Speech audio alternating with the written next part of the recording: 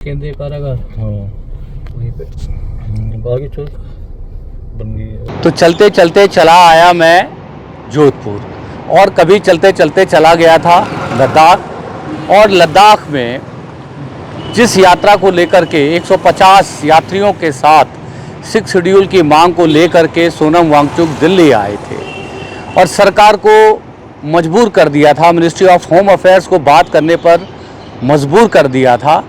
वो सोनम वांगचुक आज जेल की खामोशियों में, जेल के सन्नाटों में यहाँ पर कैद हैं। यहाँ से मुश्किल से 300-400 मीटर की दूरी पर जोधपुर सेंट्रल जेल का मेन गेट है। हम मेन गेट के आगे इस वीडियो को शूट नहीं कर सकते थे क्योंकि वहाँ पर इस तरह के शूट करने की आज्ञा नहीं है। तो हम ये जो वीडियो यहाँ पर शूट कर रहे हैं और जेल जो प्रशासन गेट पर है उनकी पूरी नॉलेज में इस वीडियो को हम शूट कर रहे हैं। तो दोस्तों, जैसे कि आपको पता है कि पिछले सप्ताह लेह अपेक्स बोर्ड और कारगिल डेमोक्रेटिक अलायंस के नुमाइंदों की, नेताओं की बातचीत हुई थी MHA के साथ।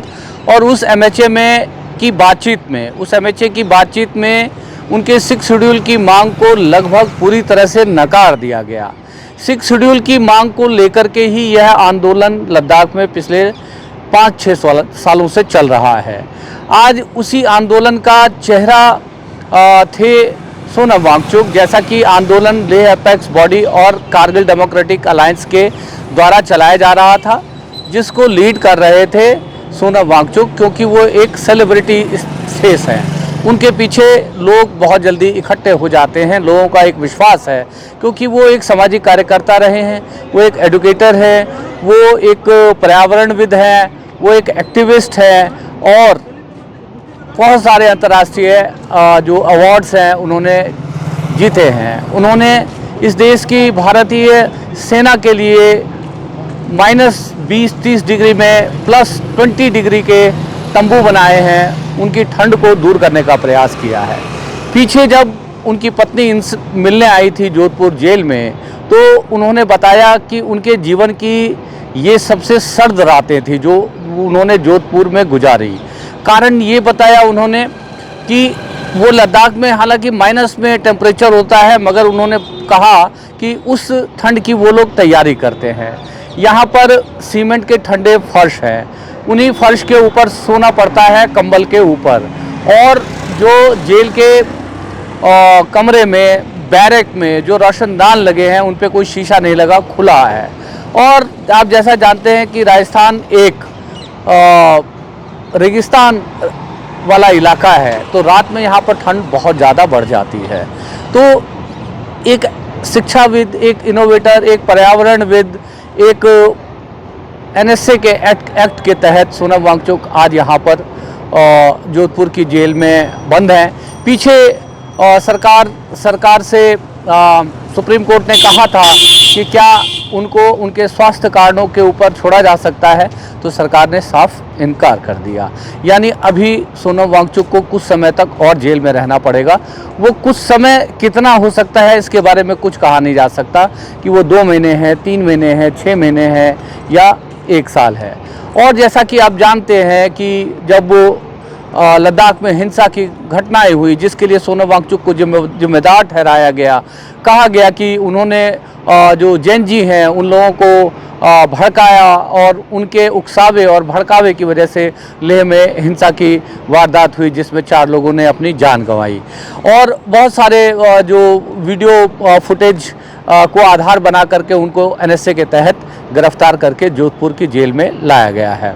तो हालांकि अभी तक जितनी भी जो बातचीत हुई हैं, जो उनकी पत्नी तमाम बड़े बड़े YouTube चैनल को आप साक्षात्कार दे रही हैं और उनमें जिन वीडियोस के बारे में बात हो रही है वो बताया जा रहा है कि वो डॉक्टर्ड हैं या आधी अधूरी वीडियो हैं, उनके आधार पर उनके ऊपर NSA का मुकदमा कायम किया गया है।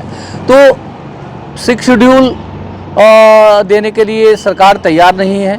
और जो पीछे बातचीत हुई उसके अंदर जो है एक टेरिटोरियल जो काउंसिल देने की बात हो रही है। हालांकि वहाँ पे अभी भी हिल काउंसिल हैं और हिल काउंसिल के चुनाव भी ड्यू थे, जिन्हें अगले 6 महीने के लिए टाल दिया गया था इस हिंसा की घटना के बाद। हमें नहीं मालूम कि लगभग 5 महीने होने को जा रहे हैं, या हो सकता है 5 महीने से ऊपर भी हो गए होंगे सोनम वांगचुक को जोधपुर की जेल में, तो उसकी मियाद भी बहुत जल्दी ख़त्म होने वाली है। तो ये हम नहीं कह सकते, ये भविष्य के गर्भ में छुपा हुआ है कि इन 6 महीने के बाद क्या लेह काउंसिल के चुनाव होंगे या और आगे के लिए टाल दिए जाएंगे।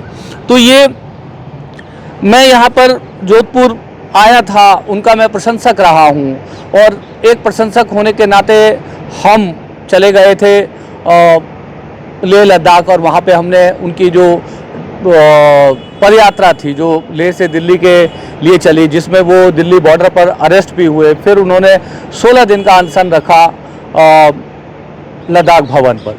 तो हमारे जैसे लोगों की जो एक उनके प्रति सहानुभूति है, हमें लगता है कि राष्ट्र को उनकी सेवा की ज़रूरत है। उनके जो इनोवेशंस हैं, जो उन्होंने समाज को जो देने का प्रयास किया है, आइस स्तूपा के माध्यम से लद्दाख की पानी की समस्या को हल करने का प्रयास किया है। लाइफाई के जरिए उन्होंने उन दुर्गम क्षेत्रों में इंटरनेट की सुविधा को आसानी से बहाल करने का प्रयास किया है। तो हम ये समझते हैं कि ऐसे इनोवेटर, ऐसे शिक्षाविद, ऐसे पर्यावरणविद जो राष्ट्र निर्माता हैं और राष्ट्र को बनाने में इन्होंने एक बड़ी भूमिका अदा की है, तो सरकार को बहुत सहानुभूतिपूर्ण तरीके से इसके बारे में सोचना चाहिए और सोनम वांगचुक को जल्द से जल्द इस कैद से जो है रिहाई देनी चाहिए। और मेरे जैसे लाखों लोग जो उनको पसंद करते हैं, उनकी भी यही इच्छा होगी कि जल्द से जल्द सोनम वांगचुक को जो NSA के तहत गिरफ्तार किया गया है, उनको जो छोड़ा जाए, ताकि जो आने वाले समय में वो अपने क्षेत्र में जो शिक्षा के कार्य करते रहे हैं, सेक्मॉल के जरिए, हयाल के जरिए, और जो अभी इनोवेशंस के काम करते रहे हैं, वो अपने कामों को जारी रख पाएँ।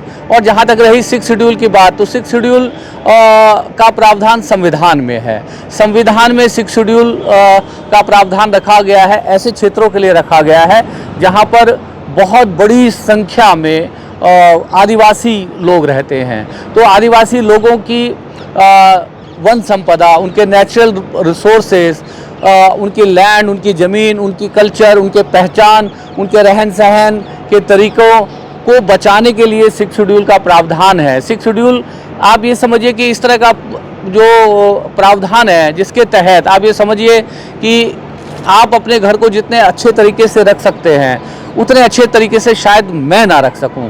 यही बात जो है लद्दाख के लोग कह रहे हैं कि हमें हमारे घर का जो प्रशासन है, हमारे घर का जो प्रबंधन है, वो हमें सौंप दीजिए, क्योंकि संविधान की 6वीं जो अनुसूची है, ये सभी आदिवासी क्षेत्रों को ये अधिकार देती है कि वो 6 शेड्यूल के माध्यम से एक लोकतंत्र की स्थापना कर पाएँ।